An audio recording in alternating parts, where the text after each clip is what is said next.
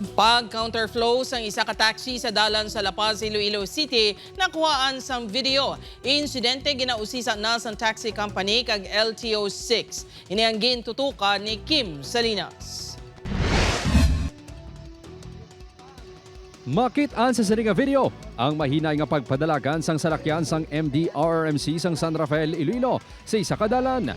Inimangod sa isa ka taxi nga nag-counterflow kag nagsumalang diri. Makit-an man nga nag-atras man ang taxi. Ang video ang kuha sa dalan sa barangay Magsaysay Village sa La Paz kagabi. Sunod sa nagkuha sang video, nagdala kuno sang perwisyo sa dalagan sang trapiko ang pag-counterflow sang taxi. Sugato na nila ang ilang mga warriors. Una na mga props na nila. So mas standby ginaiya ang mga bus. So ang taxi naman niya, wala niyang hamunan ang sitwasyon. Nagusot din siya pakatpo. Tani mahingagaw siya. Kaso lang, may emergency response.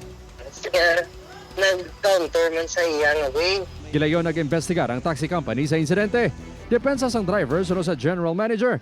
May ginasundan ini nga tricycle kag nagahuna-una nga clear ang dalan. Ini nga patag sang driver ang iga-verify pa sang taxi company. May pasero siya at that time and was trying to get away from the traffic. Nagkapati kami nga may salagi na siya kasi siyempre nag-counterflow ka. Amo yan, no?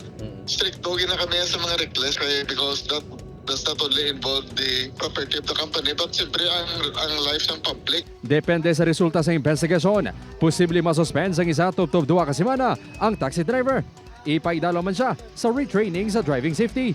Ang driver ang wala naging pangalanan sa general manager sang taxi company. Apang ginpahayag nga masobra 12 ka tuig na ini nagaobra sa ila. Ang akto sang taxi driver ang makabig nga reckless driving sang Land Transportation Office 6. Pag-aisyoan sa kahensya sang show cause order ang taxi driver. Sa kuha ang possibility nga kung nag-uros-uros man itong emergency vehicle, mamuwa na sila kag base lang nasamaran. So, it is a reckless nga maneuver para sa iya.